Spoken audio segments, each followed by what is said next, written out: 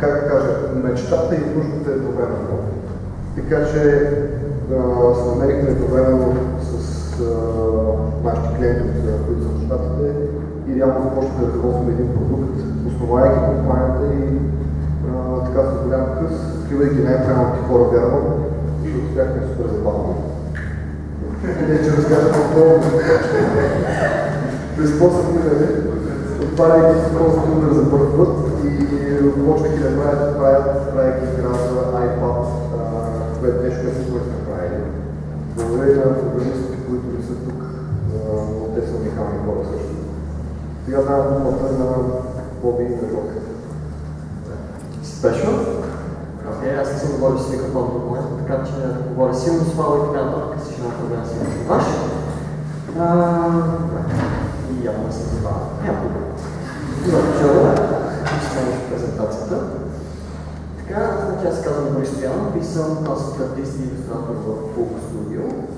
Сега вече е Bulbo. В момента вече е Bulbo. Така, това е след на нашия екип в Bulbo Studio, общо взето заедно с нашия американски клиент.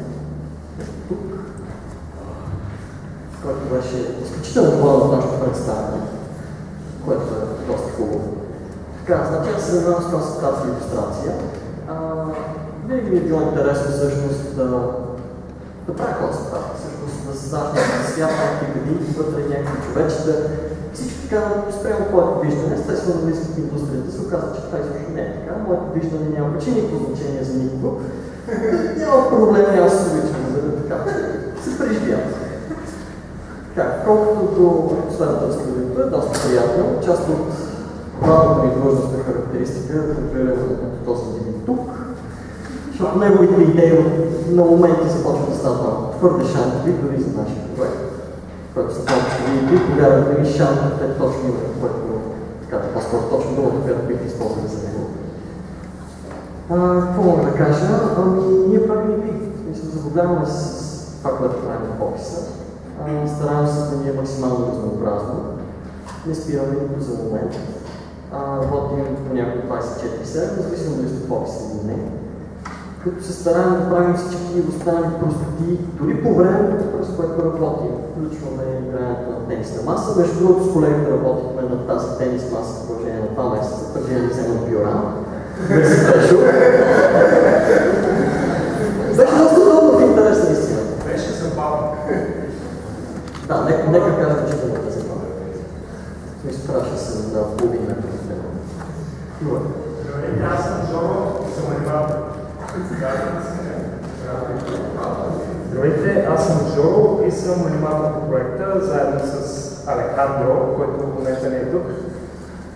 Ние двамата се грижим всичко, което Боби представя като концепт арт, да бъде раздвижено, да бъде оживено и да бъде интересно.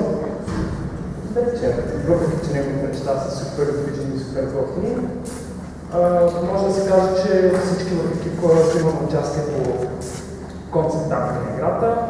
Всеки има право на мнение, всеки има право на предложение и всички са отворени на тези неща. Никой не се сърди и всички сме щастливи.